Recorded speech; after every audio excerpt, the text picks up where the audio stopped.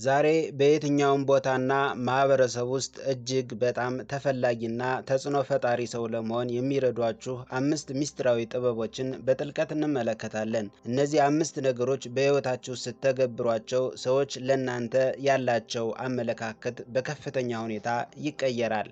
አንደኛ፣ የራስን እሴት ማወቅና መገደብ።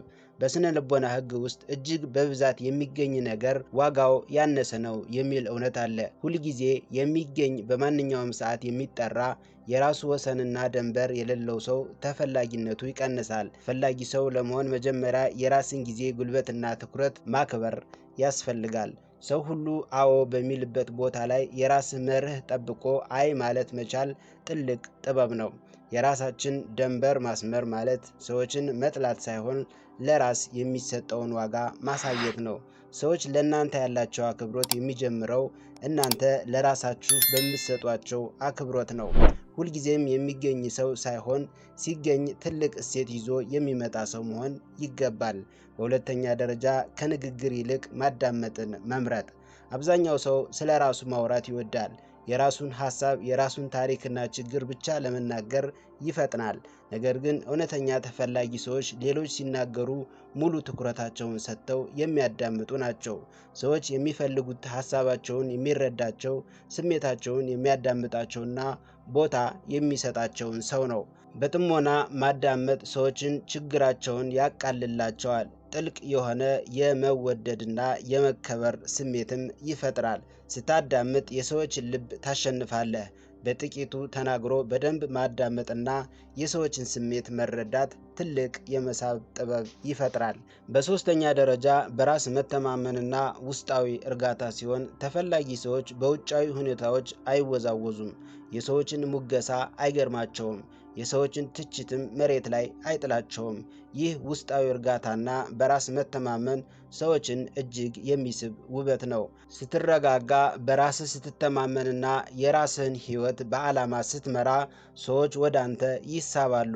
ፍርሃትና ጭንቀት የሚንጸባረቅበት ሰው ሳይሆን መረጋጋትና ተስፋን የሚያንጸባርቅ ሰው በየትኛውም ቦታ ተፈላጊ ነው። በአራተኛ ደረጃ፣ እውነተኛና አዎንታዊ እሴትን የሚጨምር ሰው መሆን ይኖርብሃል። ሰዎች ወደ ሕይወታቸው እሴት የሚጨምር ሰዎችን ይፈልጋሉ። ሁልጊዜ አማራሪ፣ አሉታዊ ነገሮችን ብቻ የሚያይና ሰዎችን የሚያሳንስ ሰው ተፈላጊ ሊሆን አይችልም። በተቃራኒው በሄደበት ቦታ ሁሉ ብርሃን የሚፈነጥቅ፣ ሰዎችን የሚያበረታታ፣ ችግር ፈቺ የሆነና ሰዎችን የሚያሳድግ ሰው ሁልጊዜ ተፈላጊነቱ ይበዛል። ከአንተ ጋር ከተገናኘ በኋላ ሰዎችን የተሻለ ስሜት እንዲሰማቸው ማድረግ ከተቻለ ተፈላጊነትህ በራስ ጊዜ ይጨምራል። ሰዎችን በቅንነት ማመስገን፣ በችግራቸው ጊዜ ከጎናቸው መቆምና አዎንታዊ ኃይልን ማካፈል እውነተኛ ተፈላጊነትን ይጨምራል። በአምስተኛ ደረጃ፣ ምስጢራዊነትና የራስን ሕይወት ላይ ማተኮር።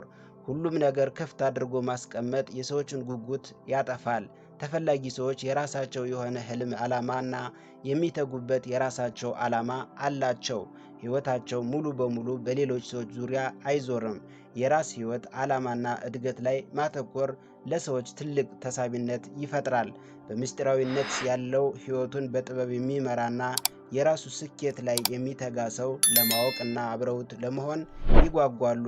የራስህ ሕይወት ባለቤት ስትሆን ሌሎችም ያንተን አካል ለመሆን ይፈልጋሉ።